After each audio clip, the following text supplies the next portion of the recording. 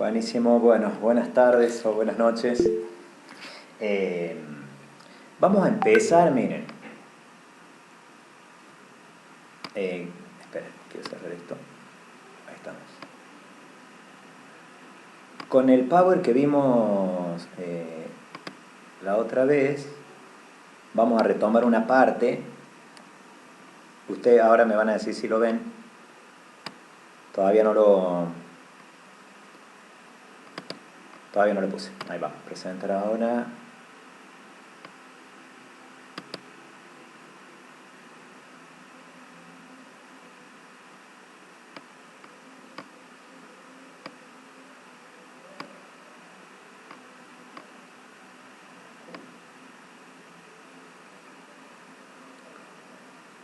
¿Lo ven al Power? Ya, ahí está apareciendo.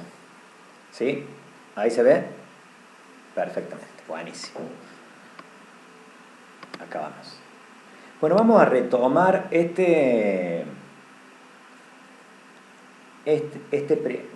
o sea, la otra vez vi, o sea, en lo que estamos ahora parados, en el lugar de la conciencia, eh, en este proceso, digamos, de ir conociéndonos a nosotros mismos, de ir construyendo nuestra identidad personal, ir descubriéndonos.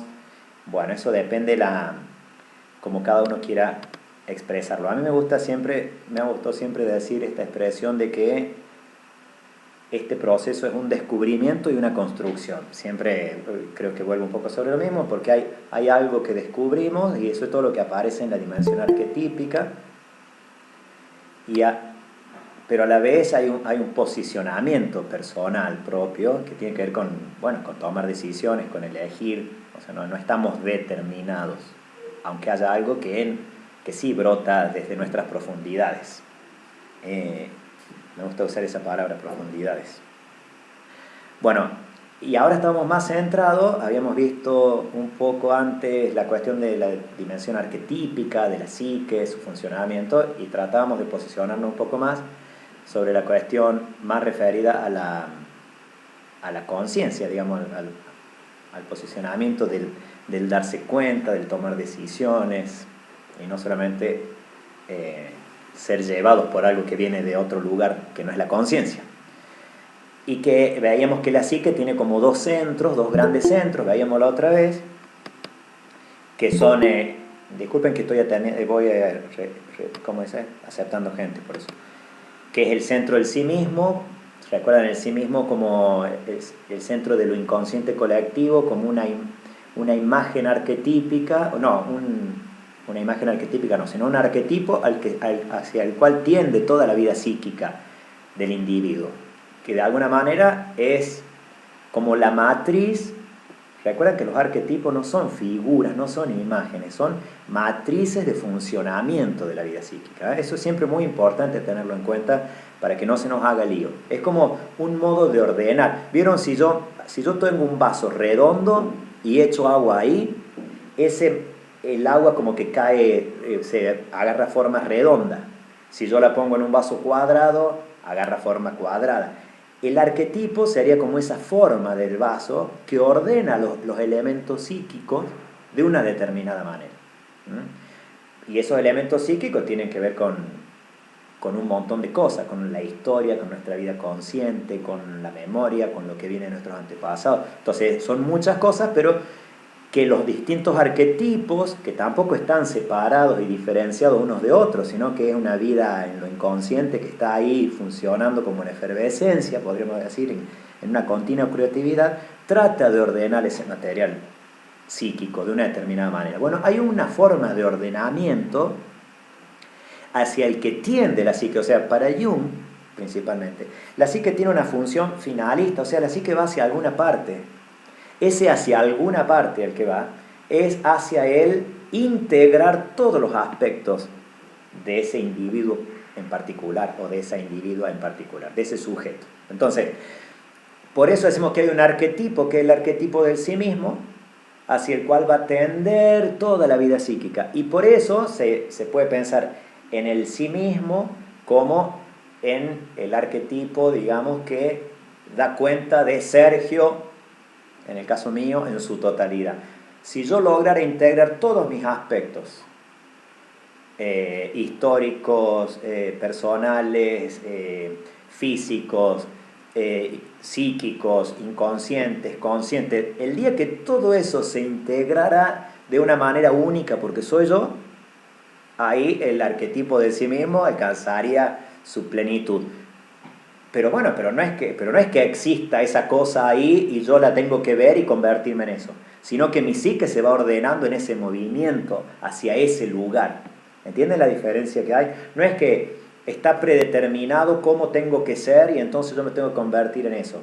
Sí hay una tensión interior que me lleva hacia la integración de todos mis aspectos, que son solamente míos en un sentido, pero que son compartidos en otro, porque hay una dimensión colectiva de todo lo que yo soy.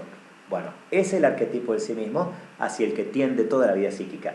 Pero eso está ahí en estado creativo, digamos de alguna manera. O sea, no, la vida psíquica inconsciente para Jung es vida psíquica. No es solo el resultado de experiencias que nos pasaron y que no las hicimos conscientes y las dejamos de lado. Es previo a la conciencia, para Jung, la vida de lo inconsciente colectivo, la vida psíquica, psique objetiva, arquetipos, como le queramos llamar. Bueno, eso de alguna manera lo vimos en el primer encuentro, pero obviamente uno siempre tiene que volver. Yo pensaba hoy que supongo que pasa con muchos pensadores y también con Jung, pero para entender a Jung hay que aprender a pensar en términos de totalidad, digamos así. Uno no se puede quedar con una parte. Tiene que pensar en términos de lo inconsciente, de la conciencia, en términos de la historia y de lo ahistórico que viene de lo inconsciente colectivo, en términos individuales, pero en términos colectivos. Y entonces uno va armando como un rompecabezas en su cabeza y cada vez que tiene en cuenta un aspecto sabe que no se tiene que olvidar del otro aspecto y así. Entonces, y siempre hay que volver. Y la comprensión, por ejemplo, de la conciencia un poco mejor, de cómo la comprende, nos permite comprender mejor qué significan los arquetipos y viceversa. Es como que cada parte, en la medida que se va comprendiendo, permite percibir mejor lo otro. Bueno, entonces, tiene dos centros la vida psíquica. Uno es el sí mismo, que está ahí como tensión interna, y el otro centro es el ego o el yo. Acá lo usamos en términos indiferenciados. Algunos hacen distinción entre el ego y el yo, pero no en este caso, no hacemos ninguna distinción. Cuando decimos ego, decimos yo y estamos hablando de la dimensión consciente. El ego sería el centro de la conciencia, pero lo vamos a poner como, o el yo sería el centro de la conciencia, pero lo vamos a poner como lo mismo, como sinónimos. Entonces tiene dos centros la vida psíquica. Está esta tensión interna que no la manejamos nosotros, o sea, esa tensión que nos trata de llevar hacia el sí mismo. Y está la conciencia, el yo, que trata de tomar el control de las cosas. Son dos centros. Y el de lo inconsciente colectivo, donde está el sí mismo, es más grande que el ego. Recuerden que es previo al ego. O sea, la conciencia, y eso es lo que vimos un poco en el otro encuentro, surge de lo inconsciente. Está subsumida ahí. Uno nace inconsciente y se va haciendo progresivamente consciente. Pero se va haciendo consciente también como parte de un movimiento arquetípico, porque si tendemos hacia el sí mismo, no se puede llegar a ese sí mismo sin que la conciencia, sin que la psique se haga consciente, ¿entiendes? Entonces forma parte del mismo movimiento arquetípico de la psique tener que ser consciente, porque sin conciencia no hay posibilidades de acceder al sí mismo, que sería el final último. Pero entonces tenemos dos centros, pero hay uno que abarca al otro, ¿cierto? El ego está siempre dentro del mundo inconsciente, el mundo arquetípico.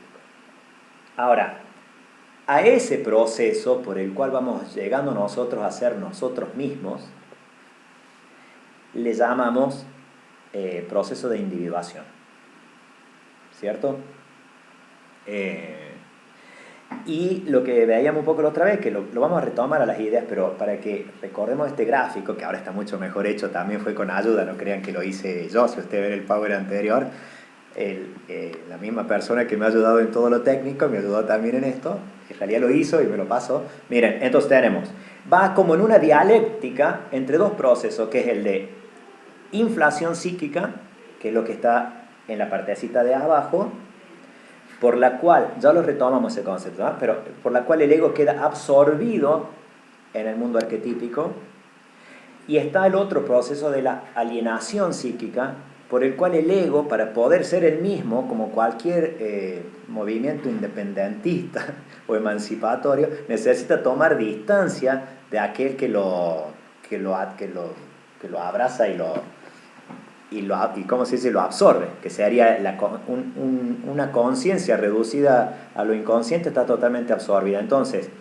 la psique, como por un movimiento arquetípico también, fíjense, esto es muy interesante, porque tiende a separarse para poder constituirse como tal. Entonces, a ese proceso por el cual el ego se separa de su dimensión inconsciente, le llamamos alienación psíquica. En esta dialéctica entre inflación y alienación, ya retomamos esos conceptos, ¿eh? para que nos queden, se va dando el proceso de individuación.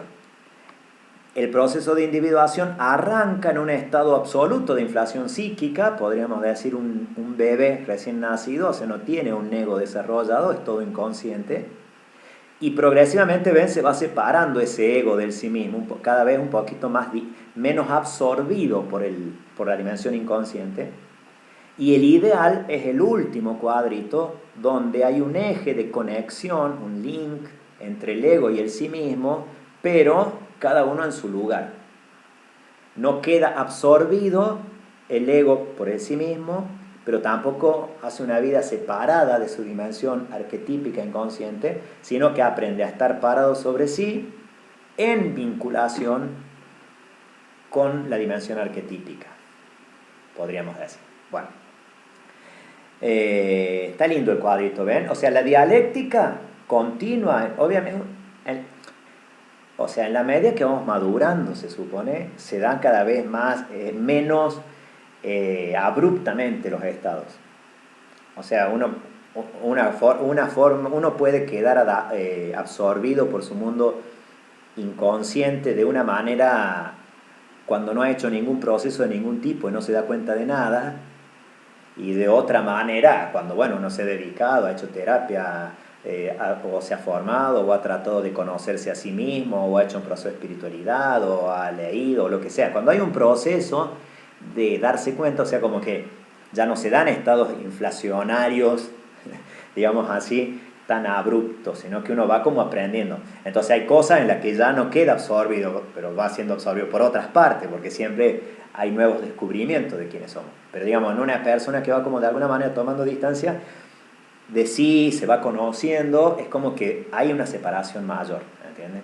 El ideal, este último que está acá, no existiría en estado actual en alguna persona concreta, no sé, bueno, Jesús, Buda, algunos referentes, digamos, pueden llegar a ser modelos de esto, pero los seres humanos normales siempre estamos en proceso, ¿eh? Entonces, sería un error si alguien dijera, yo por suerte ya estoy ahí en ese último momento, o si alguien se sintiera mal de que o se aliena o está en estado inflacionario. Eso es natural que nos siga sucediendo, nada más que se supone que lo vamos mejorando o vamos haciéndolo en otros aspectos.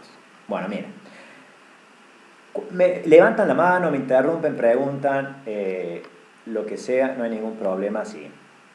Eso mismo que les dije acá es lo que aparece en esta fílmina. Hay una dialéctica entre el ego y el sí mismo. Recuerden que usamos el término dialéctica en este sentido.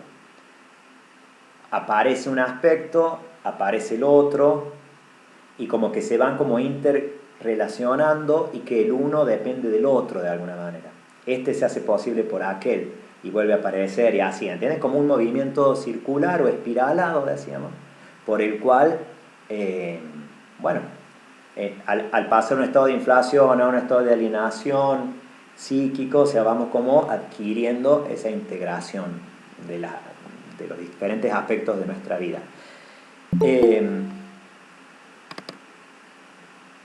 Bueno,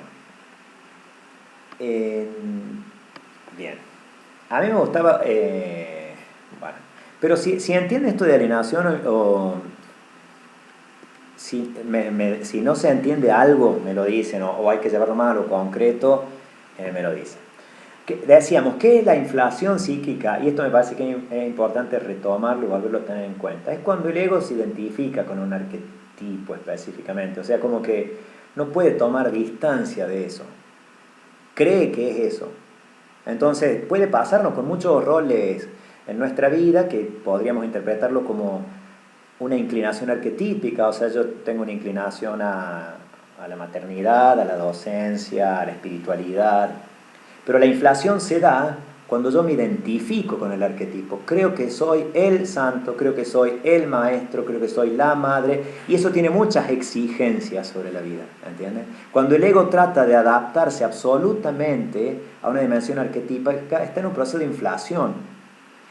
Todo lo que excede nuestra individualidad, digamos así, y la contingencia, es decir, los límites que tiene nuestra individualidad, puede ser un estado de inflación psíquica, porque recuerden, lo propio de lo arquetípico tiene que ver con lo luminoso, con lo sagrado. Eso sería, lo arquetípico siempre es transpersonal, siempre es más grande. Entonces, cuando algo que yo tengo, que yo estoy viviendo, le meto esos elementos transpersonales más grandes, que son sumamente exigentes o que me hacen creer que soy eso, puedo estar en un estado de inflación psíquica.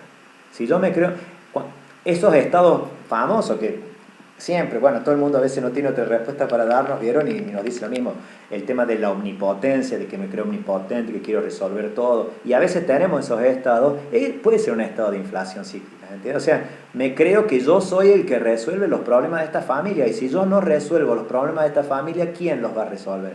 Siempre tengo, entonces, pero eso tiene un montón de demandas, pero a la vez tiene un posicionamiento personal frente a todo. Eso fue un estado, ese puede ser un estado de inflación psíquica, porque yo estoy, está bien, yo, o sea, yo tengo una tendencia, una inclinación al servicio, a ayudar, tengo facilidad para resolver problemas, tengo capacidad práctica, pues puedo ser inteligente, tengo contactos, qué sé yo. Ahora, que yo crea que soy el resolvedor de los problemas, ese es un problema. ¿Entienden? Entonces, ese es un problema, o eso es una inflación psíquica. Todos pasamos por eso y es fundamental para el proceso de individuación pasar por los estados de inflación psíquica. No es que sea algo malo, ¿entienden? Es parte del proceso. El tema siempre es quedarse anclado en los lugares. Y siempre, si no estamos inflacionados por un lado, lo estamos por otro, pero el tema es que podamos tomar conciencia de eso. Entonces, una inflación psíquica es quedarse varado en un estado en una dimensión arquetípica y por lo tanto absolutizando esa dimensión e identificando al ego con esa dimensión arquetípica. Nunca soy solamente eso, soy muchas más cosas. Y vamos a tener más garantía de que no hemos inflacionado algún aspecto cuando podemos tener conciencia de la variedad que somos. ¿Vale? Y no estamos solamente anclados en un lugar.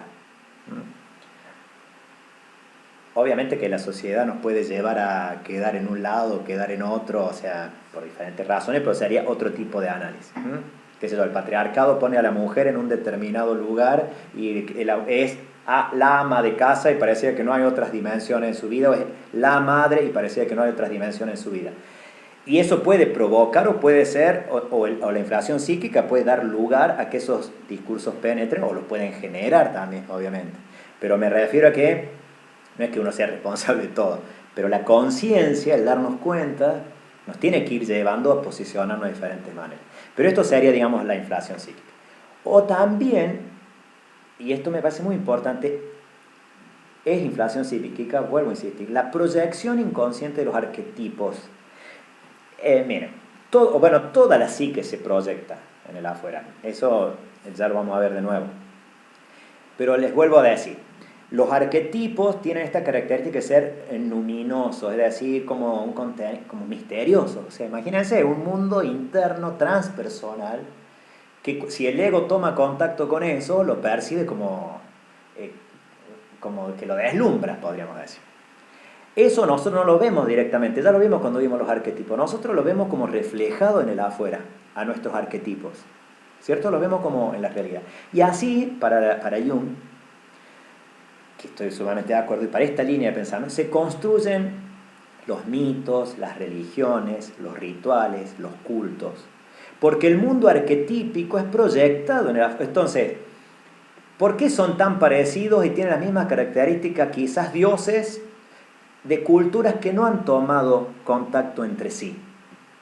¿Por qué una proyección? Estoy hablando de culturas antiguas. Digamos, ¿por qué una proyección que la psique ha hecho y ha construido un universo simbólico, pero que es la proyección de sí misma? Ahora, si yo puedo, todos nosotros proyectamos y construimos símbolos, realidades, cosas. Ahora, si esa proyección, cuando no hay conciencia, esa proyección se convierte en real, absolutamente, ¿me entienden? Entonces vayamos al caso de que no sería una proyección de lo inconsciente, una persona que por algún conflicto, o sea, digamos, de su vida, puede ser de su inconsciente personal, pero todo complejo, no hemos hablado de esto, pero para Jung tiene una raíz arquetípica de alguna manera, no vamos a hablar de esto, pero tiene que ver con el inconsciente personal. Pero imagínate, una situación traumática hace que vos de noche, cada vez que sentís un ruido, te imagines algo. O vas por la calle caminando solo y nos puede pasar a todos, algo que nos da miedo lo podemos ver. O ves a alguien ahí, o ves un animal en el campo. No existe, o sea, y uno se puede dar cuenta ¿qué hice? Proyecté algo, o sea, de mi psique inconsciente. Por eso lo vi afuera. Una persona que es más o menos consciente dice, bueno, no, eso no es real. Sí tengo que tenerlo en cuenta porque algo me está pasando, diría una persona consciente, que hace que yo vea eso ahí. No es que dice, no es real, sigamos. Da cuenta de algo mío, eso seguro. Pero el tema es que se da cuenta también, aparte de que da cuenta de algo suyo, que no es un objeto existente allá afuera el que él está viendo, sino que es una proyección de algo de su psique. Bueno, llevemos esto a territorio mitológico, religioso y de construcción de mundos, digamos, sobre los que se proyecta nuestra vida arquetípica inconsciente. ¿Alguien vio la serie Vikingos?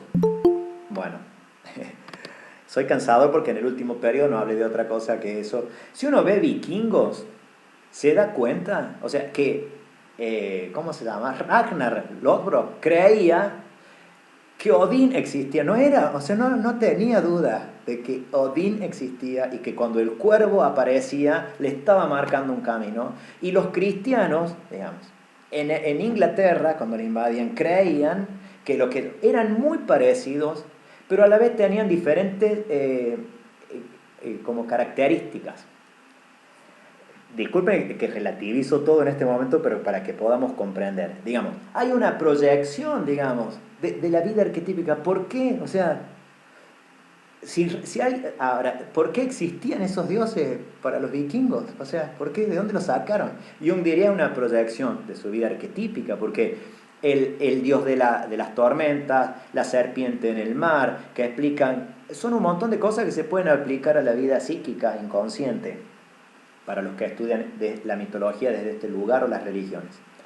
Ahora, cuando uno esa proyección la ha convertido en una realidad que existe en sí misma, y uno no tiene ni por asomo una perspectiva de que es una proyección inconsciente, eso que yo construí me domina a mí.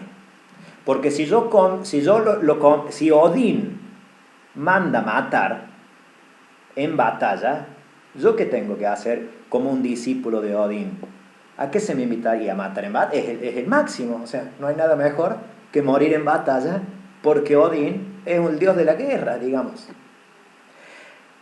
¿Por qué ese es un estado de inflación psíquica? Porque mi arquetipo proyectado en el afuera absorbe mi vida consciente, no me permite pensar ni posicionarme. Me dice qué hacer, cómo hacerlo, cómo vivir, cómo no vivir. Y eso en un montón de cosas. Yo puedo proyectar mi vida arquetípica sobre mi papá, sobre mi mamá, sobre mi lugar de trabajo, sobre mi esposo, sobre mi esposa, sobre mis hijos.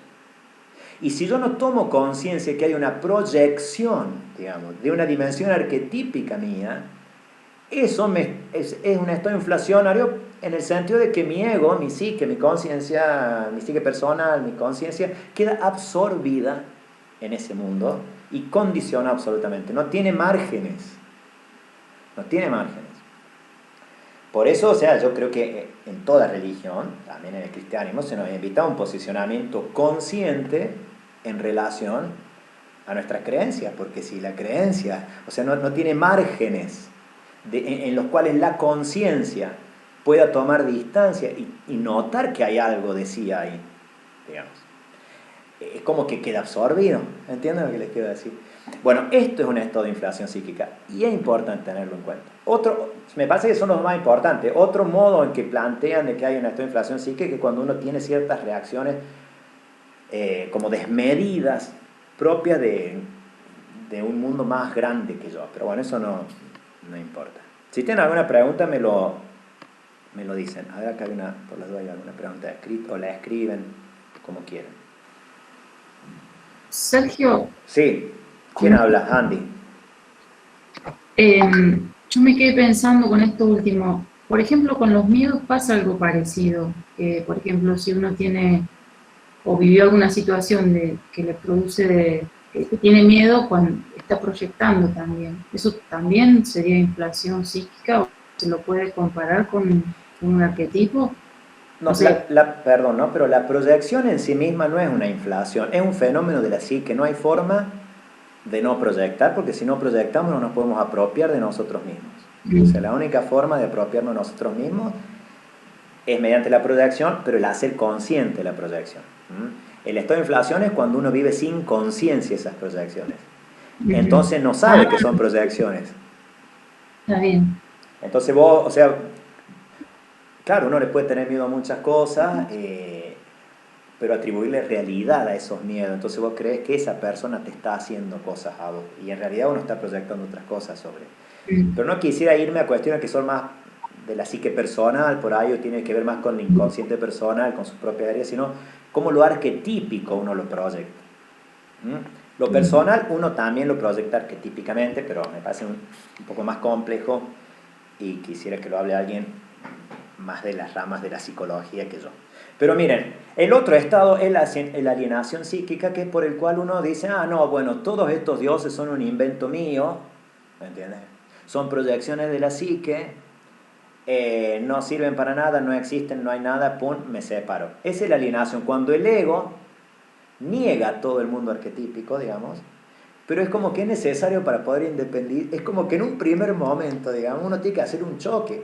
Digamos, yo estoy seguro que a las personas religiosas o a quienes han proyectado su psique sobre otra persona, o sobre el Estado, o sobre su trabajo, ha habido un momento como de conflicto en el cual uno ha querido mandar todo a alguna parte, que no, y gracias a ese conflicto he podido tomar distancia, porque si no relativizo eso, no me puedo posicionar yo.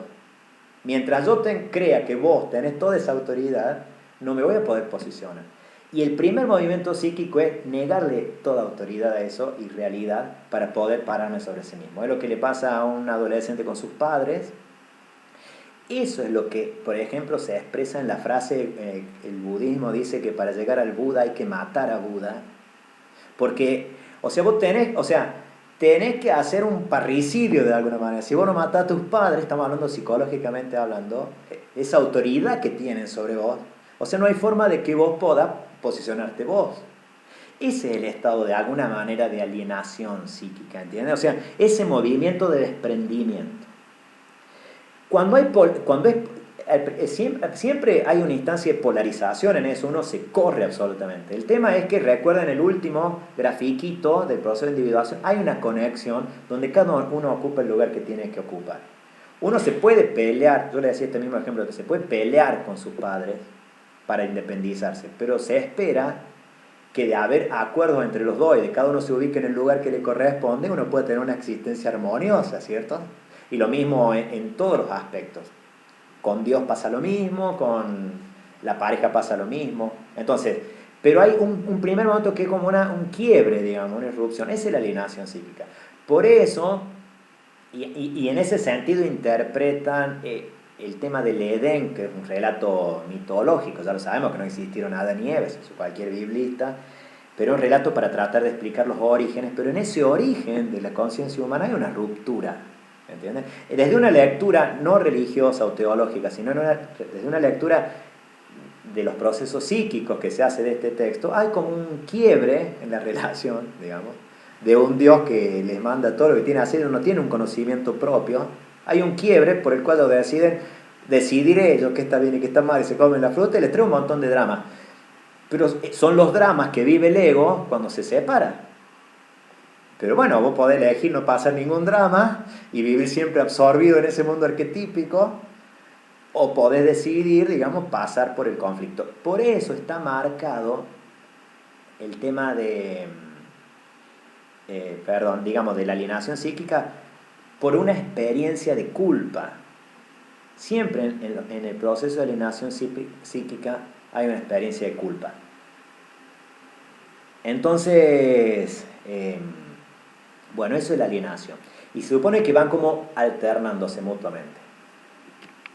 Por eso ya que representa el nacimiento de la conciencia como un crimen que aliena al sujeto de Dios y de su originaria totalidad preconsciente. ¿Mm? En ese sentido.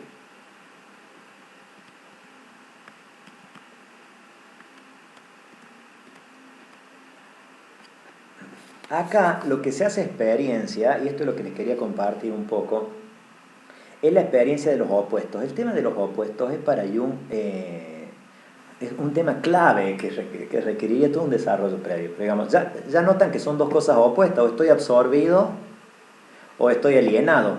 Esas serían como las dos. Lo que hace el proceso de individuación es integrar los opuestos. Ni absorbido, pero relacionado, ni alienado, pero libre. ¿En serio? Entonces, eso es un estado óptimo, obviamente, que es bastante inestable, ¿cierto? Acá la química, porque ¿cuánto se mantiene, digamos, un electrón en otra parte? Complicado, se tiende a volverse. Entonces, los equilibrios son complejos, pero a eso tiende la vida psíquica. Ahora, hay que hacer sí o sí experiencia de los opuestos. No se puede adquirir la integración de los opuestos sin experimentar los opuestos. Entonces uno sí o sí va a pasar por estas sensaciones. Me acordé, ¿ustedes vieron Poco Ortodoxa? ¿Alguien vio la serie Poco Ortodoxa? Fíjense si eso no es un estado es un estado de alienación, pero en realidad es un estado, entendido bien en estos términos, de inflación psíquica. Viven en un mundo de construcciones y no hay lugar para que respire el alma ahí, o sea, la psique personal. Ya está todo predeterminado. Bueno, ahí no hay conciencia de nada. O sea, no hay conciencia. Se vive inconscientemente un mundo arquetípico de proyecciones, de construcciones que son proyecciones. Miren, les quería leer esto. Hay un texto, no sé, que se llama La creación de la conciencia, de un autor que se llama Edinger, que no sé si anda por ahí, Magdalena Puebla, porque no recuerdo porque hago permitir, pero no veo los nombres. Que lo tradujo porque lo tenía en inglés, y les voy a leer algunos pedacitos que están muy buenos. Porque en el fondo la conciencia es el estado, digamos, al que tiende la vida psíquica, ¿entiendes? O sea, la conciencia es lo más grande que tenemos. Y la conciencia tiende como a agrandarse. O sea, agrandarse quiere decir cada vez más consciente de más cosas, por eso va integrando aspectos. Pero el sí mismo sería un tipo consciente, o una mujer consciente, plenamente, de todas sus partes, de sus polaridades, de sus... Bueno, esta conciencia se alcanza a través de la experiencia también de estos opuestos. Dice, el estado consciente, dice Edinger, implica una sustancia psíquica conectada al ego, o más precisamente, contenidos psíquicos que son entidades potenciales que llegan a actualizarse y sustanciarse cuando hacen conexión con un ego. Bueno, esto que decíamos, todo este mundo que hay en nosotros, que a medida que se conecta con el ego, va cobrando una realidad real, factual, digamos, que no es solo proyección. Bueno, pero no importa eso. Esto quería leerles. El proceso por el cual una serie de contenidos psíquicos, arquetípicos, hacen conexión con un ego y por lo tanto generan una sustancia psíquica del estado consciente, se denomina el proceso de individuación. Este proceso por el cual se van conectando lo arquetípico con el ego. Este proceso tiene como su rasgo más característico el encuentro de los opuestos, experimentados primeramente como el ego y el inconsciente, el yo y el no yo, sujeto y objeto, yo mismo y el otro, son opuestos. Entonces podemos decir que en cualquier momento que uno experimente, esta es una buena noticia aunque uno se sienta fragmentado, pero en cualquier momento que uno experimente el conflicto entre actitudes contrarias, o cuando un deseo personal o idea ha sido impugnado por otro, ya sea desde el interior o desde el exterior, existe la posibilidad de crear un nuevo incremento en la conciencia. Por ejemplo, amo a mis hijos y quisiera ser la mejor madre del mundo, pero tengo ganas de irme de vacaciones sola y no ver a nadie en mi casa por un mes. Es un conflicto de opuestos, porque vos tenés algo, digamos, que es parte tuyo y otro que es lo opuesto a vos. Cuando hay ese tipo de conflicto, o me encanta el trabajo que hago, me encantan los niños de la CENAF, los jóvenes con los que trabajo, pero la verdad que quisiera no ver jóvenes por muchísimo tiempo, hay un conflicto de opuestos. ¿Qué tenés que elegir? Los dos tienen el mismo peso.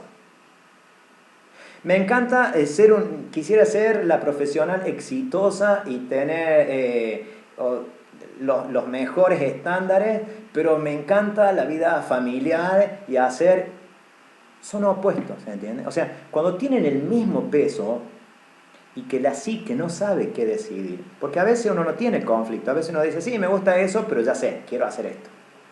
Pero hay momentos de la vida donde los dos opuestos tienen el mismo peso. Eso dejan a la psique, dice yo, en un estado de inmovilidad, que no sabe para qué lado agarra. Todos hemos experimentado, si somos medianamente conscientes, estados así, de alguna manera.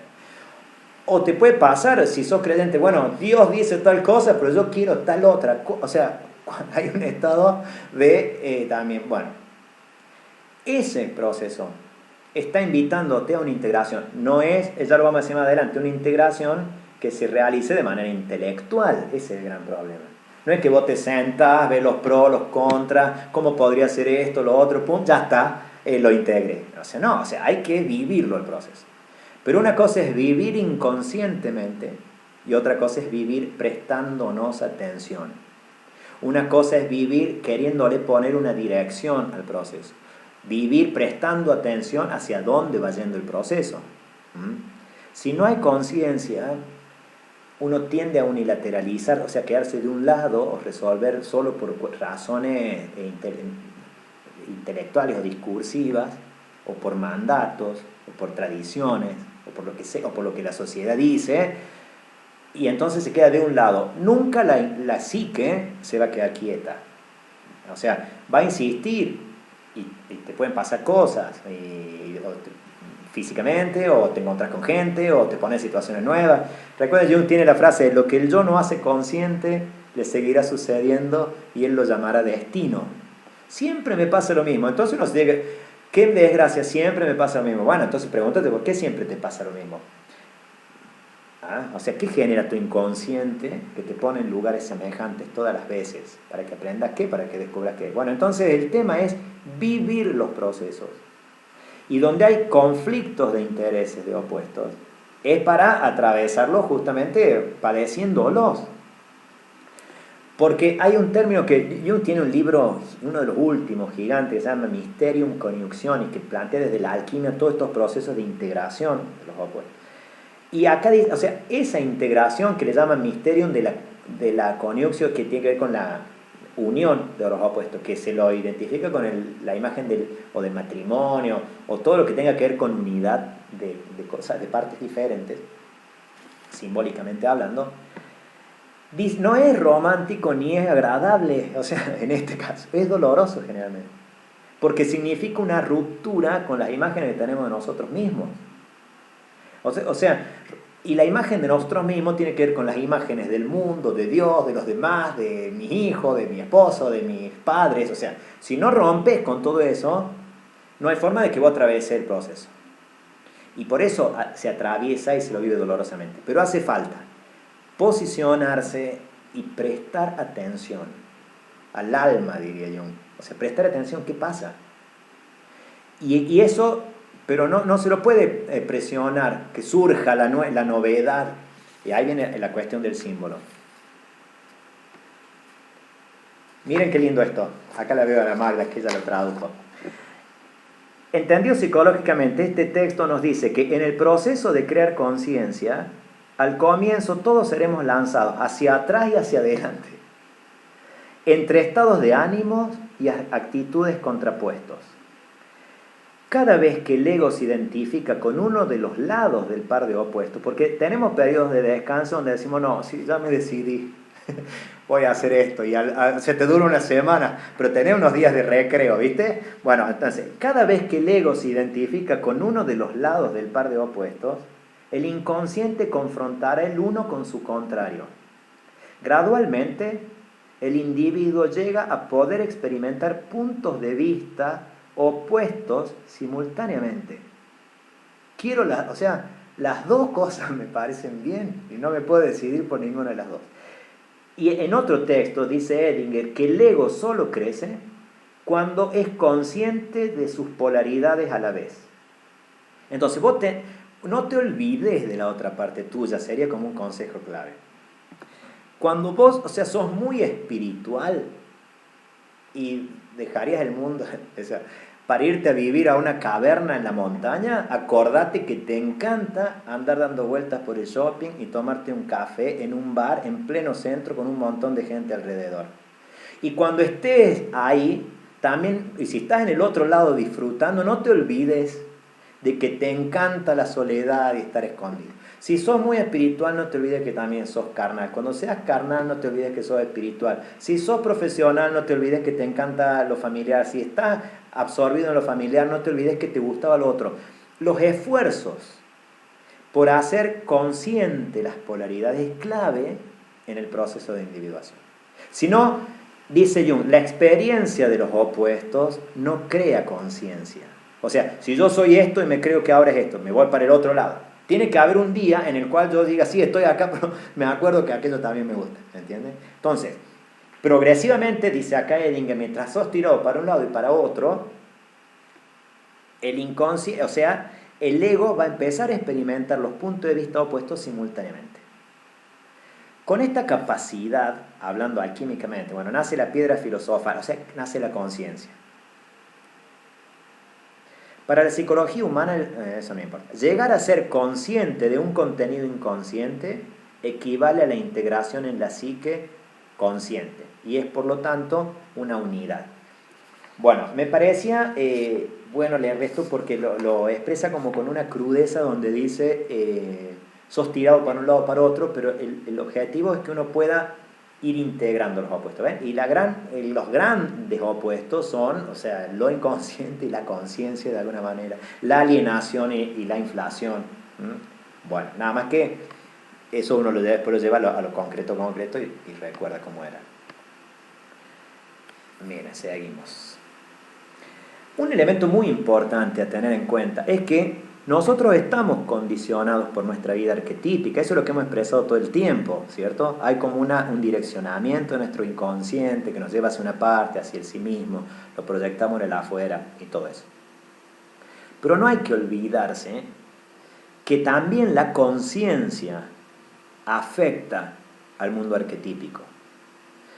Esto lo dice Pitt en el libro que les comentaba la otra vez, Sincronicidad. Y miren cómo lo dice, ningún nivel por sí solo, es decir, ni el nivel consciente ni el nivel inconsciente, se puede considerar absolutamente fundamental. Está bien, todo viene de lo inconsciente, pero no hay forma de un proceso de individuación sin los dos aspectos. No es que al otro no le demos bolilla porque este es el importante, es el fundamental. No, es tan fundamental tomar conciencia como prestarle atención a la dimensión inconsciente o dejarla ser. Dado que siempre está condicionado por los niveles superiores e inferiores. Del mismo modo, por tanto, a la conciencia le es posible actuar sobre el inconsciente colectivo y cambiarlo, a través de percepciones, penetraciones, insights y reflexiones. O sea, nuestro posicionamiento consciente frente a nosotros mismos, frente al mundo, fíjense qué loco, porque nuestro posicionamiento viene de lo inconsciente, pero a la vez nuestro posicionamiento consciente afecta a nuestro mundo inconsciente. Ya les voy a hacer un... Miren esto, la inspiración, por ejemplo, dice él, fluye en la mente de un artista de sus profundidades colectivas. Para una perspectiva junguiana, no sé, ¿de dónde nace el arte? ¿De dónde nace la creatividad? ¿De dónde nace la música? ¿De dónde nace? Viene desde ahí adentro. Viene de las profundidades colectivas. A la luz de la conciencia, o sea, aflora, este material se moldea y se trabaja. Por eso tiene formas... fíjense, en Biblia, o sea, los que estudian Biblia saben que está inspirada por Dios, pero no la dictó Dios. Inspiró, pero aquel que recibió la inspiración usó las palabras del medio en el que vivía, la cultura en la que vivía y escribió con el lenguaje de ese momento. Bueno, así brota la inspiración en las obras de arte, en la música, pero uno usa el material consciente disponible para ponerlo ahí. Por eso hay continuidades y hay discontinuidades. Hay cosas que son semejantes y hay cosas que son desemejantes en todo este mundo. Transformando en mármol, pintura, lenguaje o danza, se convierte en un acto del mundo exterior. Esa inspiración yo la expreso. Pero esta acción creativa, producida en plena conciencia, también puede actuar, modificar o añadir en el inconsciente colectivo oculto. Agrega algo nuevo a la memoria de la humanidad, a lo inconsciente y a mí mismo. Si yo me puedo reflejar en eso, me voy viendo de otra manera. Por tanto, la conciencia y el inconsciente colectivo realizan una interacción constante y cada uno transforma al otro. A mí se me ocurrió este dibujito en donde, fíjense, el círculo grandote con el triangulito, el círculo y el cuadrado, es lo inconsciente colectivo y esos son arquetipos adentro, que influyen e impactan en el yo. El triángulo afecta al yo de una determinada manera, el cuadrado y el círculo. Imagínate acá, vos tenés a la... la madre, vamos a poner la profesional y la amiga, para poner así. Entonces, son tres arquetipos, estamos hablando muy como gráficamente. Son tres arquetipos que impactan sobre mi vida consciente. Entonces yo tiendo a ser así. Tengo una tendencia a lo maternal, a lo laboral, a la amistad. Bueno, pero esos arquetipos están ordenados de una determinada forma. Entonces, adelante, ahí arriba está el triángulo, abajo está el cuadradito y acá al costadito está el círculo. Mi posicionamiento consciente frente a mi vida afecta al modo en que se ubican en mi psique inconsciente esos arquetipos. Yo puedo cambiar las constelaciones arquetípicas que me habitan y por eso puede haber un cambio de intereses profundo en nuestras vidas a lo largo del tiempo, en la medida que hemos ido tomando decisiones, que hemos leído, que hemos aprendido cosas, que hemos tomado conciencia de nosotros mismos, o sea, reflexiones, insights, autoconocimiento, decisiones. Obvio que si yo puedo ser la persona, estar en un mundo determinado y un día empiezo a leer el I Ching, que es de la sabiduría china, porque qué sé yo por qué me interesa. Esto es como lo circular, o sea, no es empujado. Pero vos lees eso y a lo mejor eso significa que vos empecé a mirar el mundo de otra manera. Y entonces empecé a tomar decisiones y entonces ya los arquetipos que te conducían se acomodan de otra forma. ¿Entiendes? O sea, yo ya no me identifico de la misma manera. Puedo decir, sí, o sea, este trabajo me encanta, pero quiero empezar a dar lugar a esto. Y a lo mejor esto que ocupaba un lugar primordial en el ordenamiento de mi vida psíquica, se desplaza y aparece en ese lugar primordial otra cosa. Es decir, las constelaciones arquetípicas, que quiere decir el ordenamiento de cómo los arquetipos influyen en mi vida psíquica consciente, también puede verse modificado. Y entonces uno se puede preguntar, pero ¿por qué ya no me interesa tanto esto que antes me interesaba tanto? Y porque vos te influiste a vos mismo de alguna manera, o a vos misma, para que sea así. Entonces, por eso en una medida uno tiene que tener cuidado de de cómo, o sea, de qué decisiones va tomando, qué va haciendo, pero por otro lado, tiene que tener esperanza de que la vida consciente influye sobre el mundo inconsciente. Ahora, se dan cuenta como una cosa, son las dos cosas, no podemos separarlos. Lo que sí, no es el tema de lo que estamos hablando, pero sí, Jung plantea, y todos están en esta línea, y yo creo que es así, porque las espiritualidades plantean lo mismo. Cualquier persona que se hace cada día más consciente de sí misma influye en el inconsciente de los demás. Porque el inconsciente colectivo es común de alguna manera. Entonces nuestros posicionamientos, la conciencia que nosotros logremos, influirá sobre las conciencias de los otros. Sin que vos quieras, no es un propósito que tenés que poner, voy a influir sobre el... Porque ahí ya no funciona, porque es un acto del ego nomás, sin estar en contacto. Pero cualquier transformación de nuestra vida consciente significará un impacto sobre los demás. Bueno, alcanza la paz y una multitud alcanzará la paz en torno a ti, decía uno por ahí.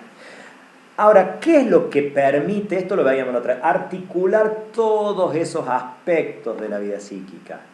Porque fíjense, no es una cuestión intelectual. ¿Por qué no puede ser una cuestión intelectual? Porque lo intelectual es siempre consciente. Justamente lo inconsciente, no, ¿cómo va a ser intelectualizado? De hecho, ni sabemos bien qué hay en el inconsciente, todo esto lo decimos como una forma de aproximarnos a ese mundo por los efectos que tiene, pero no porque lo podamos ver en sí mismo. Me acuerdo que una vez un amigo que es médico me decía que se había fotografiado a un electrón. Y yo le preguntaba eso a Anito, otra chica que está acá, que es de ingeniería química, y le digo, o sea, pues no, me dice, no hay forma, porque, o sea, nunca se vio un electrón quieto, o sea, se habla de orbitales, de nubes, de qué sé yo, pero también eso son funciones matemáticas por las cuales se infiere que existe el electrón. ¿Cómo se puede llegar a mover un electrón? Pero no es que alguien lo haya visto. O sea, no hay forma. De la misma manera pasa con la vida inconsciente. ¿Cómo la podés ver si solamente la conciencia ve? Y mientras esto sea inconsciente, no se lo ve. Se infiere por los efectos que produce, como es el contenido. Entonces, no se puede intelectualizar esa unidad. Tiene que ser de otro tipo. La vivencia humana para que integre estos aspectos. Esa vivencia es una vivencia simbólica. El ser humano es un ser constructor de símbolos, porque en el símbolo se proyectan, o sea, están interrelacionados todos los aspectos de mi vida psíquica. Y por eso los símbolos cambian. Cuando yo integro aspectos, el símbolo puede modificarse. Ahora, para mí es re difícil la noción de símbolo haberla comprendido y poderla transmitir, porque el símbolo no es una cosa, no es ni la cruz, ni la estampita, ni el Buda, ni el árbol, ni la luna. El símbolo, todos esos son símbolos, pero el símbolo es el universo de sentido en el que yo vivo. Lo que a mí me permite el mito en el que yo vivo. A ninguno de nosotros nos gusta decir que vivimos en un mito porque somos tan racionales y modernos, pero en realidad vivimos en un mito, o sea, vivimos en como que cosas que no es que están racionalizadas, creemos que esto tiene un sentido, que lo otro tiene un sentido, ¿por qué lo hago así? ¿Por qué lo hago así? ¿Por qué tomo para el otro lado? ¿Qué va a pasar después que me muera? ¿Qué son los vínculos? Vivimos como en cosas que es decir, un mito no por algo falso, porque hay una perspectiva que pone al mito como lo precientífico, no estamos en esta dimensión nosotros. Aquel mito tiene que ver con el universo de sentido en el que yo me muevo. ¿Por qué hago lo que hago? ¿Hacia dónde voy? ¿Qué le da sentido a mi vida? ¿Por qué sigo vivo? ¿Por qué sigo tomando opciones? Porque hay en algún lado un símbolo existencial en el que yo vivo. Eso se expresa en símbolos concretos. En Occidente el cristianismo ha sido un símbolo vivo, ¿cierto? La gente sabía por qué nacía, por qué se moría, qué pasaba después que se moría, por qué tenía que ser fiel al marido, por qué tenía que ser fiel a la esposa, por qué tenía que cuidar a los hijos, por qué tenía que hacer... Todo eso estaba dentro del símbolo cristiano, digamos. Ese símbolo se expresa en pequeños símbolos.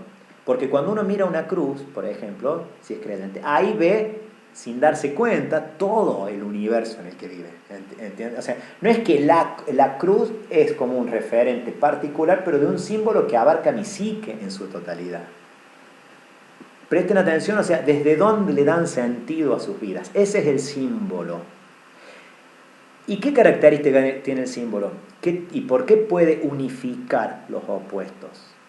Porque tiene una dimensión inconsciente y una dimensión consciente.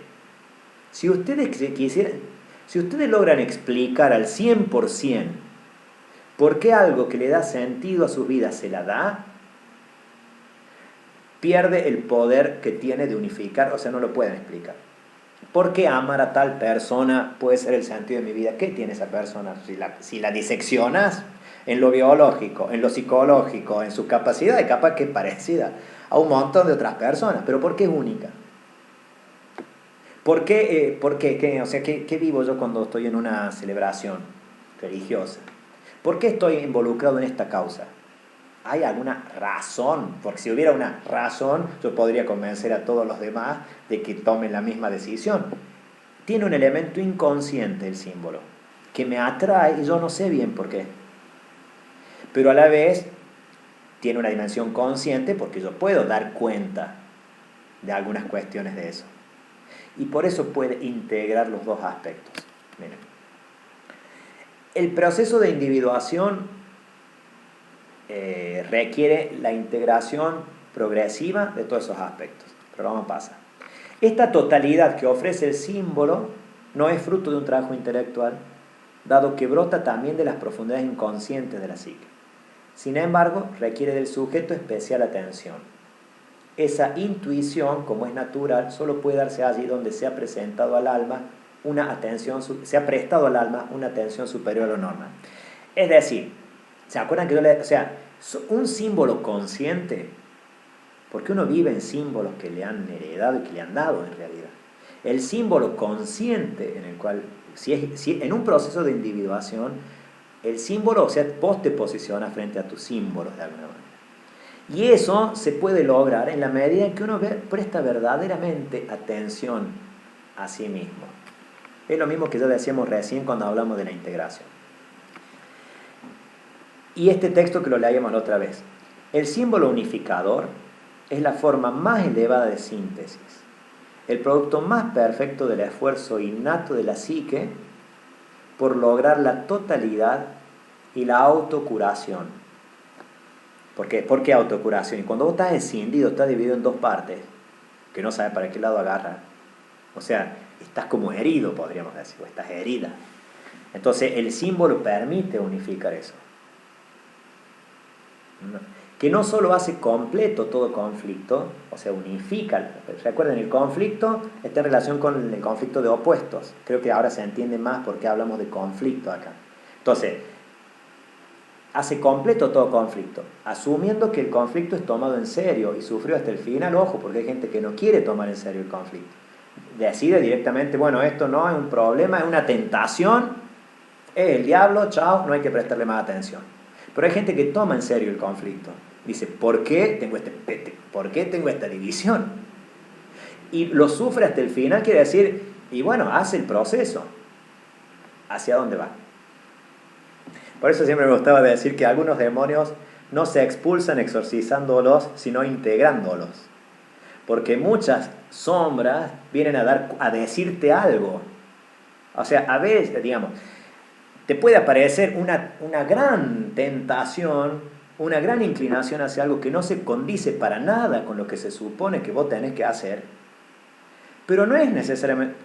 ¿Habrá algún aspecto tuyo que está pidiendo vivir y no está pudiendo vivir? Y aparece como puede, porque lo inconsciente, que es indiferenciado, no es de un señorito ni viene con los modales de la conciencia, viene como puede.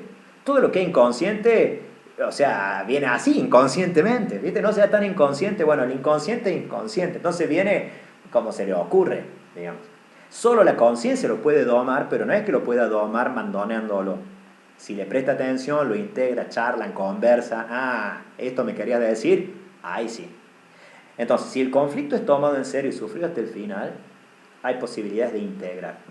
Porque en el proceso, o sea, Jung dice que cuando hay el conflicto de opuestos, la psique se va a retirar, o sea, como no puede decidirse, se va a retirar hacia lo inconsciente y de ahí va a emerger un símbolo nuevo. Cuando el símbolo anterior se rompe, todos vivimos siempre en algún símbolo, y la mayoría de nosotros, sobre todo si estamos dispuestos a hacer procesos de crecimiento, experimentamos que el símbolo se quiebra. Lo que antes me daba sentido, que el símbolo sirve, digamos, mientras todos los aspectos de los que yo sé que existen en mi vida están incorporados ahí. Puede surgir algo nuevo que yo nunca le había prestado atención, que no sabía que existía, que no le daba bolilla, y rompe a ese símbolo. ¿Por qué lo rompe? Porque este símbolo, todo bien, pero ya no integra esto. Esta parte me queda acá sin poderla resolver, sin ver para qué lado agarrar. O sea, fíjense, el símbolo cristiano hoy, en la sociedad contemporánea, ya no tiene poder, en la mayoría de la psique de la gente, de los mismos cristianos, de abarcar la totalidad de sus experiencias existenciales. Entonces, mucha gente cumple con un ritual porque sí tiene o fe o miedo a Dios, pero tiene que vivir por otro lado otras cosas. Porque el símbolo en el que vive, que a lo mejor antes sí le servía, hoy ya no le sirve para dar cuenta de todos sus aspectos. Cuando el símbolo se quiebra, la psique tiene que crear un nuevo símbolo, y lo va a crear desde lo inconsciente y desde la conciencia, desde los dos lugares. La conciencia tiene que prestar atención, tener paciencia, trabajar con ese material, ver qué hace, tomar decisiones, pararse, leer, buscar, todo lo que hace la conciencia. Y lo inconsciente va emergiendo, va pudiendo. No lo podemos manejar a ese proceso. No hay manera de controlarlo, pero sí de ser consecuente con el proceso. Y esa es la tarea de la conciencia. Bueno, entonces, al convertirlo en un proceso creativo, se resuelve el conflicto. Sino también haciendo de el punto de partida de una nueva expansión de la personalidad total. ¿Ven? O sea, el conflicto surge porque aparece un aspecto nuevo, y cuando surja la solución, que puede demorar bastante, se va a ver incorporado un aspecto nuevo de la personalidad. Obviamente que hay una modificación de la constelación arquetípica, ya no me puedo ver como me veía antes. He incorporado algo nuevo, ya no soy el mismo. En una fórmula química, me imagino, si uno mete un nuevo componente, y va a salir una cosa nueva. No va a salir el mismo producto que tenías antes. Aunque estén las mismas... Aunque vos tenías dos, ojalá pudiera dar nombres, pero no sé. Tenés dos elementos de la tabla periódica componiendo algo, le agrega un tercero, siguen esos dos, pero ya hay otro producto. Hay otra sustancia. Bueno, eso pasa con nosotros. Expande la personalidad total. Entonces a mí me gustaba este grafiquito. Miren, el centro somos nosotros mismos. Tenemos una experiencia que nos dispersa. O sea, muchas veces en nuestra vida tenemos un efecto dispersador del mundo en el que vivimos, como que nos hace estallar de alguna forma. Pero es siguiendo ese mismo proceso como volvemos sobre nosotros mismos. El conflicto me lleva a la solución. Es lo que está planteando ahí. La solución tiene que ver con la integración.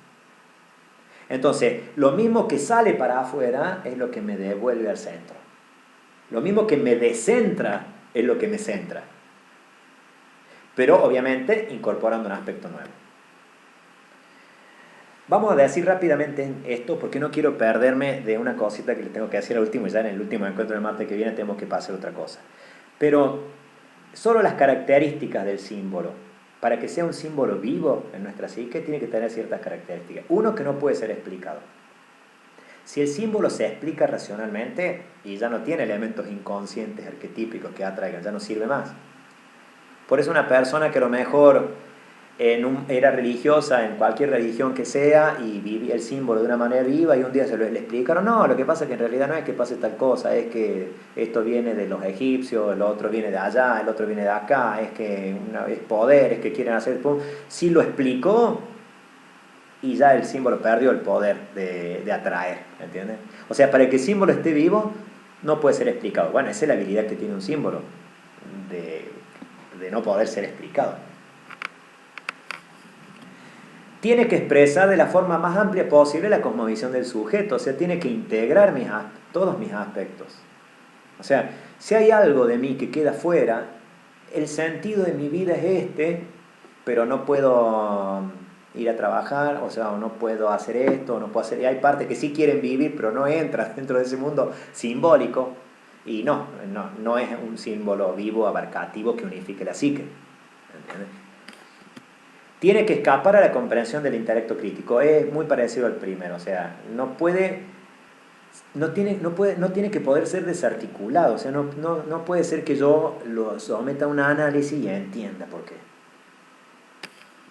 Y tiene que tener valor estético, o sea, tiene que atraerme, me tiene que gustar vivir en esa dimensión. O sea, tiene que ser lindo. O sea, ese estilo de vida tiene que ser lindo. O sea, porque ¿quién quiere vivir en un símbolo que lo tortura, que le parece feo, que nunca lo hubiera elegido, pero bueno, no me queda otra que vivir así? Eso no es un símbolo que unifique nada, o sea, es un mandato o lo que sea, pero no es un símbolo que unifique. Entonces, el símbolo unificador tiene que ver con eso. Fíjense, o sea, creo que para que se entienda, qué sé yo, le puede pasar a una persona que, para no hablar solamente de mí, alguien que se casó y toda su vida estaba comprendida dentro de ese símbolo que tiene que ver con el matrimonio en un contexto más amplio y todo lo que sea, y todo entraba ahí, su sexualidad dentro del matrimonio, su espiritualidad en el matrimonio, su vida laboral en el matrimonio, su futuro en el matrimonio, la resolución de sus conflictos del pasado ahí en esa experiencia. Bueno, ese mundo simbólico es capaz de tener todas estas características. No sé por qué tal, pero sí, apuesto por esto, me atrae, me gusta, es lo que quiero, ¿no? Bueno, pero puede pasar que aparezca algo nuevo que no lo había tenido en cuenta la persona. Ponerle que no trabaja y de golpe, estoy diciendo tonteras, ¿cierto? Pero o ese modo ya no sirve para comprender porque por lo que sea. O la pareja le engañó y no era todo tan ideal como me parecía, o a mí se me despertaron otras cosas. Bueno, o se resignifican los símbolos, o se los amplía, o se les encuentra el modo de integrar todos los aspectos, o algo se rompe y hay que construir un símbolo nuevo, o sea, un sentido nuevo.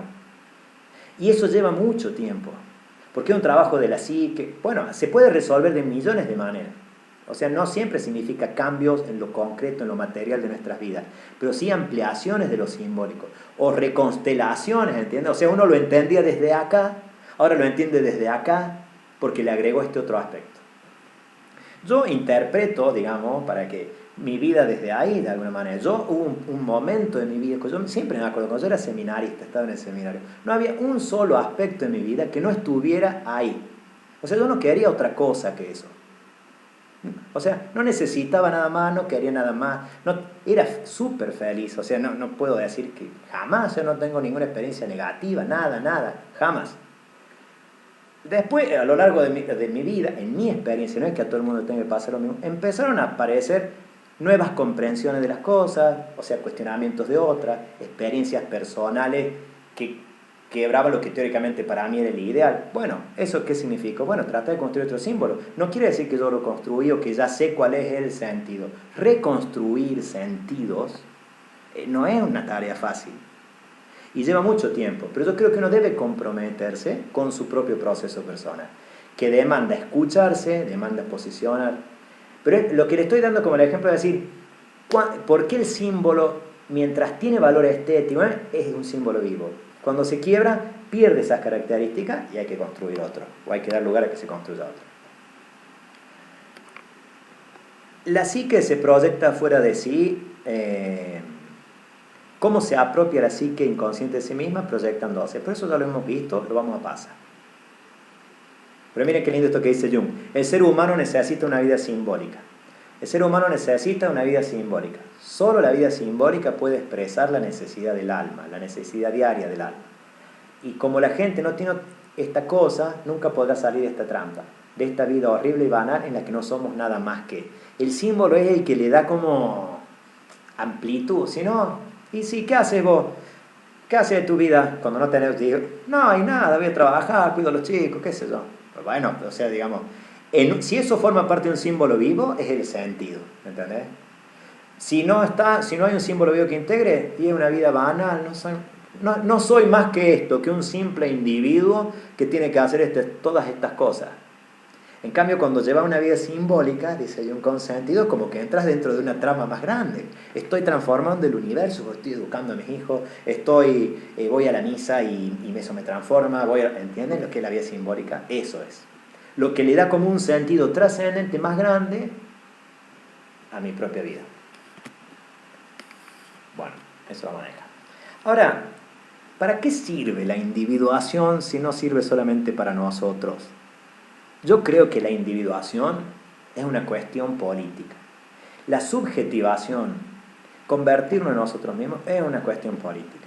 Y acá simplemente quiero citar a un autor, Jean Meriveau, un autor francés contemporáneo, para mí un genio, yo no lo conocía y ahora hace poco estoy leyendo un libro que se llama La sociedad como veredicto.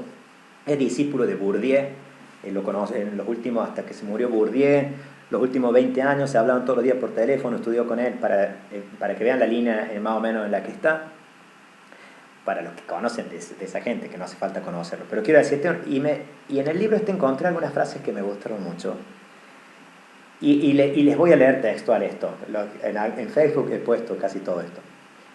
Y dice, porque acá está hablando de los condicionamientos sociales, porque este sería otro tema, o sea, la sociedad, o sea, los dispositivos de la sociedad nos hacen ser de determinada manera. Eso ya está súper demostrado. Nos subjetivamos, nos convertimos en quienes somos, en los dispositivos en los que vivimos, en las instituciones en las que estamos, en los lugares donde nacemos. Bueno, si no hay conciencia y trabajo arquetípico, somos meros reproductores de un sistema. Y entonces, ¿qué pone en evidencia, dice él, la reflexión? Hay que leerlo en contexto, ¿cierto? Pero puede servir esto. ¿Qué pone en evidencia la reflexión sobre las coacciones sociales incorporadas? Incorporadas, metidas en el cuerpo.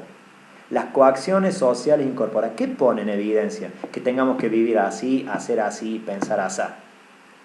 La terrible ley, dice, de los determinismos sociales que asignan lugares y prescriben a unos y otros lo que han de hacer, lo que han de decir, lo que han de ser. Nosotros vivimos en esa sociedad. Ya sabemos qué lugar le corresponde a cada uno de los sujetos, a cada clase social. Eso como que está bastante... Bueno, ¿qué pone en evidencia? Bueno, hay un condicionamiento. Miren, sigamos. Fíjense qué interesante. Acá el relata, está hablando de su madre y cuenta algo que le dijo la madre.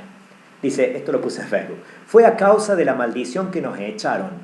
Me dijo mi madre para explicarme por qué nunca había podido ser feliz antes. ¿Por qué nunca podemos ser felices? Y es por la maldición que nos echaron, dijo la madre. Antes de contarme la escena que reproduje en Regreso a Reims, que es otro libro. ¿Y cuál era la escena? ¿Qué había pasado? El padre de su madre, o sea, el abuelo, al expulsar a los gritos a esa muchacha de 17 años porque estaba embarazada, le gritó: mándate a mudar de aquí con tu bastardo, malditos sean los dos. Esa sería la maldición que le hizo el padre. Pero la maldición, y esta es la reflexión de Eribon, a la maldición no la lanzaba un individuo, por necio y limitado que fuera. Su dureza no hacía más que repetir actitudes y enunciados ya producidos antes. Sus palabras tienen el carácter de una cita. Él repite una sociedad, ¿entiendes? Es el reproductor de una sociedad. No es que él es malo o ilimitado. Es una cita. ¿Qué quiere decir una cita textual? O sea, yo cito un libro. Él cita a una sociedad y lo dice. No es un individuo que dice eso. Su dureza, bueno, lo que se expresaba a través de su voz, de este hombre, era en realidad el tribunal invisible e inaccesible para siempre del que habla Kafka. O sea, está siendo el vocero de un tribunal cuya sentencia no comprendemos, aunque vivamos bajo su peso. Sentencia de las que no se sabe por qué fueron pronunciadas, por qué el mundo es así, por qué yo ocupo este lugar, por qué no puedo quedar embarazada con 17 años, ¿por qué? ¿Por qué un bastardo? ¿Por qué? Hay un tribunal que dice eso y yo lo repito, todos somos reproductores de la sociedad en la que vivimos. Mientras más la idea de la conciencia es salirnos de ser meros reproductores, actores del dispositivo para otros. Pero digamos, pero que descubrimos un día, nos han precedido y nos envuelven esas sentencias, nos acompañan, nos juzgan, nos condenan sin que haya explicación. La sociedad como veredicto. En ese contexto, él explica por críticos o radicales que deseemos ser o llegar a ser, en muchos aspectos siempre estamos sometidos en nuestro comportamiento, nuestros deseos cotidianos, a los lastres históricos y sociales. O sea, no somos tan libres como creemos que somos. Criticar el orden de las cosas, querer contribuir a cambiarlo, no quiere decir que uno mismo ya haya cambiado, que se haya liberado íntegramente de esos roles aprendidos y naturalizados y de los comportamientos, las reacciones que ellos gobiernan. No quiere decir que seamos libres. Pero acá es a donde quería llegar. ¿Entienden el contexto en el que él va a plantear la importancia de lo subjetivo, de lo personal, de lo individual? La verdad, dice, es que el trabajo de emancipación, que es preciso ante todo y a cada paso cumplir en nosotros mismos, porque la política innovadora es necesariamente una política de sí sobre sí mismo, para relajar, o sea, quitarle fuerza en nosotros al influjo de la fuerza opresiva del mundo como es. La política innovadora es trabajarnos como sujetos para que el poder del dispositivo no te coopte y seas un mero reproductor del dispositivo. Es mucho más lento, obviamente, el trabajo sobre lo subjetivo. Porque la política innovadora es necesariamente una política de sí sobre sí mismo para relajar en nosotros el influjo de la fuerza opresiva del mundo tal como es. Eso puede provocar la aparición de otros discursos, de otros modos de ver las cosas, otras posibilidades, otras imaginaciones y contribuir por consiguiente a cambiar la realidad. Pero bueno, no puede abolir el viejo orden como por obra de varita mágica. O sea, es una lucha sin cuartel en uno mismo, imaginémonos en el afuera. Pero ¿por qué le planteo esto? Porque hablar de subjetividad, de conocernos a nosotros mismos, de proceso de individuación, es una cuestión política. O sea, nos posicionamos frente al mundo de otra manera. Si no somos, el que no hace este trabajo, no se engañe, es un mero reproductor del sistema y nada más. Entonces no solamente nos hacemos un bien, hacemos un bien en general. Y me pareció muy interesante porque este hombre no cita a Jung, no existe Jung para él, él tiene otro marco teórico, pero dice algo acá muy interesante. ¿Por qué? O sea, él hace una crítica al lugar de... Él utiliza el concepto de tránsfuga para hablar de una persona que ha salido de una situación social y ha pasado a otra, y bueno, todos los conflictos que eso significa. Y él viene de una familia sumamente de clase media baja o popular, o qué sé yo, pero nadie había estudiado en su casa, nadie. Y él es un intelectual, ese proceso. Pero él critica obviamente lo intelectual, eso sería otro tema, pero no me interesa. Pero dice, ¿cómo explicar hoy? Pero dice, cuando él era niño, leyó en un diario del barrio, digamos, un texto de Simone de Beauvoir que la nombraban y que ridiculizaban. Simone de Beauvoir era intelectual también de esa época cuando él era niño. Él no tenía idea ni qué decía Simone de Beauvoir, ni ninguno de los ni Sartre, ni ninguno de los intelectuales de ese momento. Pero lo fascinaron, o sea, le interesaron, lo atrajeron. Y entonces él dice, ¿cómo explicar hoy lo que pudo representar para mí ayer el nombre de los autores que me atrajeron antes de que descubriera sus obras? ¿Cómo explico que me atrajeron si no los conocía? Y el aura luminosa y casi mágica que emanaba de ellos, qué fascinación la mía al comenzar. ¿Pero por qué? ¿Cuál fue el disparador?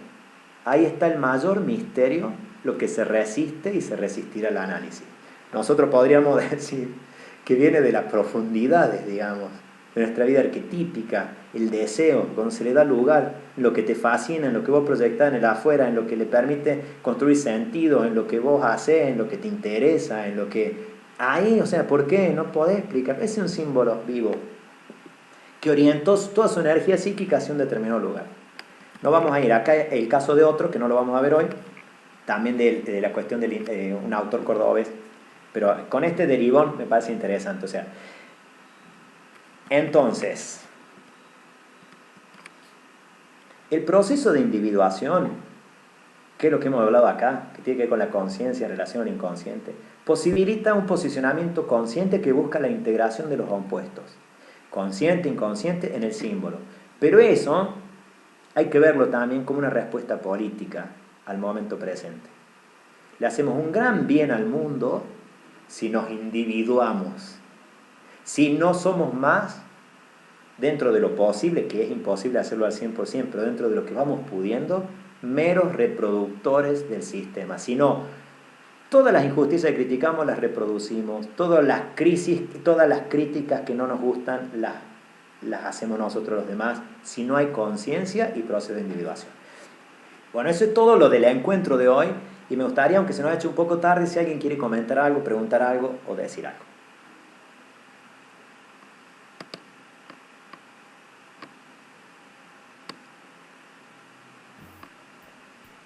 ¿Puedo con una pregunta, Sergio? Por supuesto, sí, sí. No, me quedé allá en los arquetipos y me quedé en los opuestos, ¿no? Sí. Cuando, a ver, si yo entendí bien esa parte, cuando vos estás, digamos, cuando empezás el proceso de individuación, es como que decís que ahí haces como una oposición al arquetipo, o haces una elaboración superadora. En esa oposición, la única manera de integrarla es una elaboración superadora, exactamente. Esa elaboración superadora es el símbolo, sería. Para nada más que uno no está dándose cuenta que es un símbolo, ni mucho menos. Pero siempre que uno logró integrarlos con un sentido nuevo, Jung dice que los opuestos nunca se integran al mismo nivel de conciencia en el que se genera el conflicto. Solamente se integra por un nivel de conciencia más alto que los puede integrar. Muy bien, es así. Bien. Y quería agregar a la última parte de la relación con lo político, hay una cuestión muy interesante de Paulo Freire, de un pedagogo brasilero, que habla de la problematización y no de la concientización. Bueno. Dice que la concientización es justamente introducir en el otro lo que serían los arquetipos del sistema dominante. Y la problematización es poder revisar los opuestos para... Exactamente. Claro, usaría los términos de manera diferente, porque para él problematizar es poner en cuestión lo heredado, digamos así, y acá sería lo que uno hace cuando toma conciencia de ese mundo, tal cual. Está bueno, muy bueno. Tal cual. Dice lo mismo. Desde un lenguaje más social. Exactamente.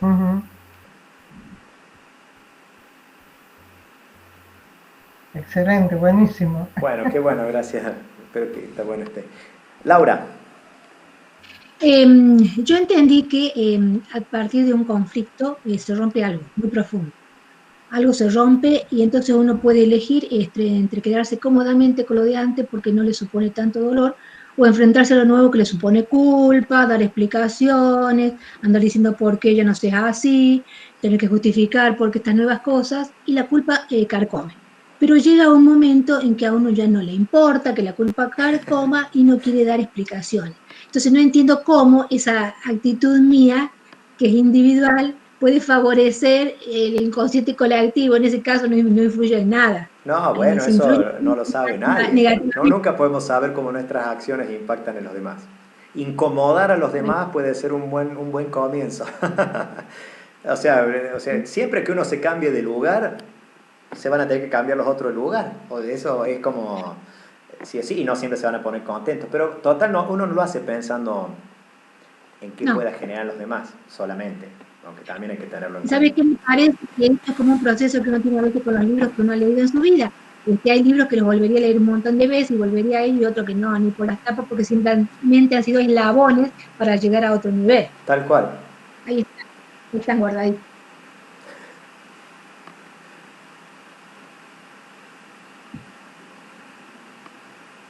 Bueno, entonces si no tenemos nada más para decir ni para agregar, ha sido un gusto encontrarnos nuevamente y nos estaremos viendo el martes que viene. Ya es el último encuentro. Vamos a ver ahí qué salimos.